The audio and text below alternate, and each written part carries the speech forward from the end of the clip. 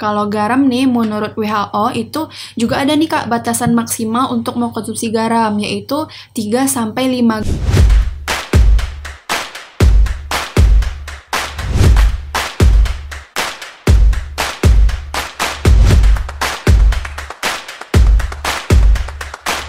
Halo sahabat sehat, gimana nih kabarnya? Semoga sehat selalu ya. Kembali lagi di Lini Podcast, ngobrol lebih dekat dengan gaya hidup sehat. Perkenalkan, saya Rifa Juliana Kartika, bisa dipanggil Rifa. Saya merupakan mahasiswa profesi dietitian di IPB University. Sahabat sehat, tahu nggak sih kalau stroke merupakan penyebab kematian nomor 2 di dunia? Dan menurut data Survei Kesehatan Indonesia pada tahun 2023, prevalensi stroke di Indonesia mencapai 8,3 per 1000 penduduk. Sebenarnya stroke itu sendiri dapat dicegah melalui gaya hidup sehat, salah satunya melalui diet atau pola makan. Namun sayangnya saat ini masih banyak berita simpang siur mengenai makanan yang dapat meningkatkan risiko stroke itu sendiri. Nah maka dari itu pada podcast kali ini kita akan bongkar mitos dan juga fakta seputar makanan yang meningkatkan risiko penyakit stroke. Bersama dengan narasumber kita ada Kak Vika di sini, boleh perkenalan?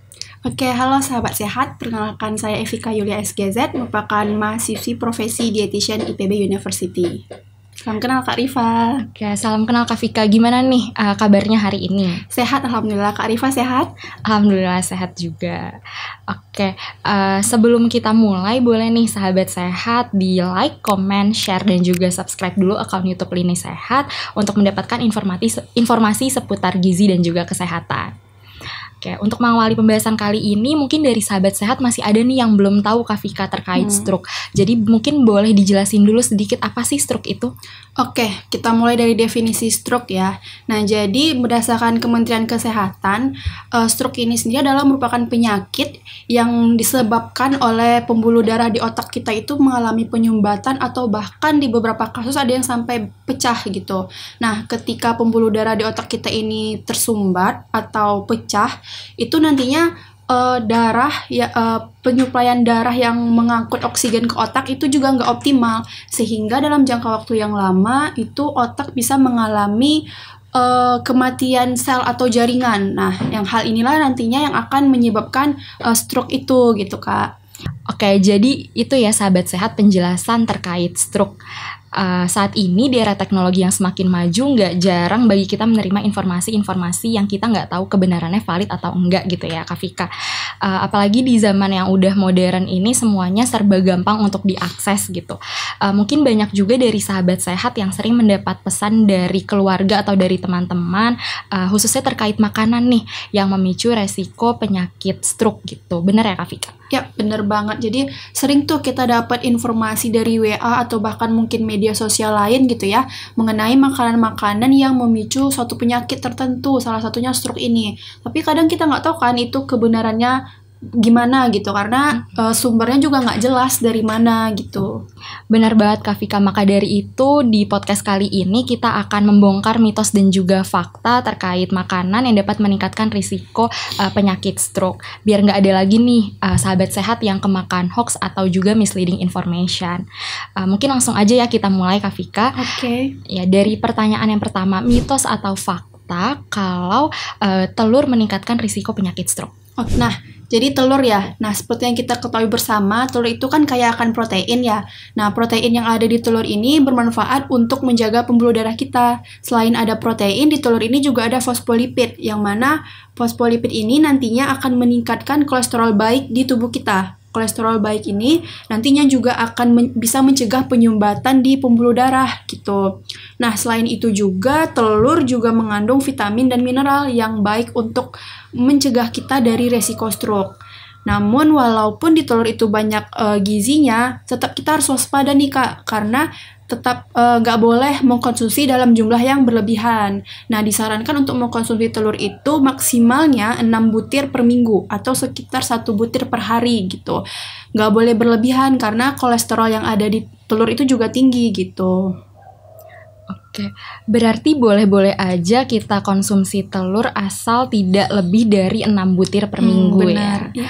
Oke, jadi kesimpulannya mitos atau fakta nih Kak Vika tadi? Nggak bisa kita patokin ya mitos atau fakta, karena ada syaratnya tadi tuh, nggak boleh berlebihan. Jadi bisa jadi fakta kalau misalnya kita konsumsinya lebih dari 1 butir per hari atau 6 butir per minggu gitu. Oke, berarti tidak boleh konsumsi lebih dari 1 butir per hari atau 6 butir per minggu. Betul. Kalau gitu kita next ke pertanyaan selanjutnya kali ya. Mitos atau fakta kalau kacang-kacangan dan biji-bijian dapat meningkatkan risiko penyakit stroke? Oke, kacang-kacangan dan biji-bijian ya. Nah, kalau kacang-kacangan berdasarkan penelitian itu justru bisa mengurangi resiko stroke sebanyak 17%. Nah, kalau biji-bijian itu dalam penelitian ada konsumsi biji-bijian non-utuh. Biji-bijian non-utuh ini adalah biji-bijian yang sudah melalui proses sebelumnya, kayak misalnya roti atau beras dan cornflakes gitu. Nah, itu bisa menurunkan resiko penyakit stroke sebanyak 10%. Tapi ada yang perlu kita garis bawahi nih, biji-bijian dan kacang-kacangannya itu nggak boleh yang mengandung garam, yang asin gitu. Harus yang unsalted gitu, Kak. Nah gitu. Kebetulan Kak Vika udah nyinggung nih tentang garam ya. Boleh dijelasin ke sahabat sehat emang kenapa sih kalau makanannya itu mengandung garam, khususnya di kacang-kacangan dan biji-bijian itu tadi? Kayaknya rasa penasaran tersebut juga bakalan terjawab karena pertanyaan selanjutnya adalah mitos atau fakta kalau garam dapat meningkatkan risiko terjadinya penyakit stroke. Nah, kalau garam nih menurut WHO itu juga ada nih Kak batasan maksimal untuk mengkonsumsi garam, yaitu 3-5 gram per hari atau setara dengan 1 sendok teh.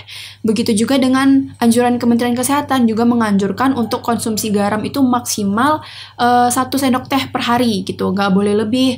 Nah, berdasarkan penelitian jika kita mengkonsumsi garam secara berlebihan dalam jangka waktu yang panjang, itu bisa menyebabkan tekanan darah yang tinggi, yang mana tekanan darah tinggi ini juga merupakan salah satu faktor resiko terjadinya stroke ini gitu.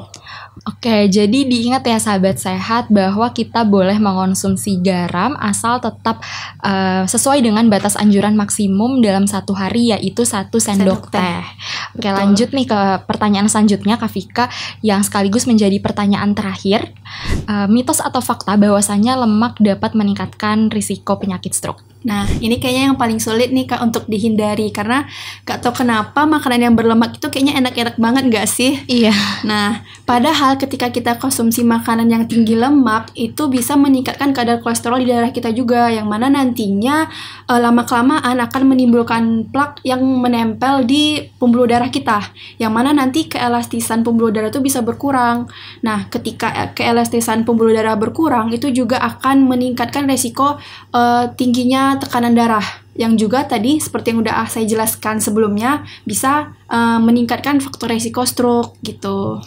Oke, boleh dong Kak Vika dijelasin ke sahabat sehat yang menonton ya, makanan yang berlemak di sini tuh apa sih contohnya, dan apakah ada batas maksimum konsumsinya, misal dalam 1 hari atau dalam 1 minggu seperti itu? Oke, jadi makanan berlemak ini adalah makanan yang mengandung tinggi lemak ya tentunya. Contohnya kayak makanan yang diolah dengan cara digoreng gitu, yang berminyak-minyak lah. Nah, makanya Kemenkes juga menyarankan untuk membatasi konsumsi lemak atau minyak, yaitu sebanyak maksimalnya 5 sendok makan dalam 1 hari. Nah, jadi beda ya, kalau garam tadi sendok teh, kalau yang minyak ini sendok makan, maksimalnya 5 sendok makan per hari gitu. Nah, berdasarkan penelitian nih, kalau kita bisa konsisten mengurangi makanan yang berlemak gitu, itu bisa mengurangi resiko terkena stroke itu sebanyak 60% Kak Rifa. Oh, berarti tapi tetap aja lagi-lagi syarat dan ketentuan berlaku benar. Ya. Asalkan tidak melebihi 5 sendok makan per hari. Betul. Oke, nggak kerasa nih sahabat sehat, kita udah membongkar 4 mitos dan juga fakta seputar makanan yang dapat meningkatkan risiko penyakit stroke.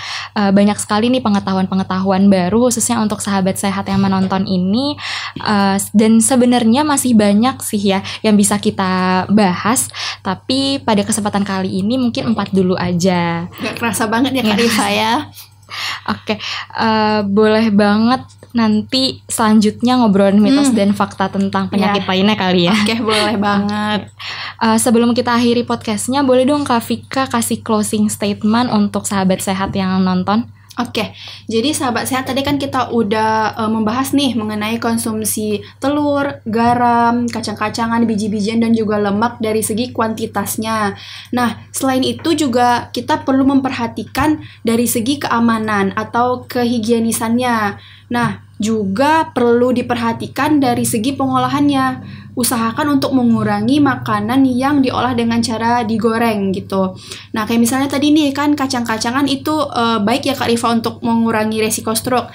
Tapi kalau misalnya kacang-kacangannya diolah dengan digoreng itu juga jadinya tinggi lemak kan gitu. Jadi sebisa mungkin untuk dihindari pengolahannya yang digoreng gitu. Nah, jadi intinya ada 3 tadi nih Kak Rifa.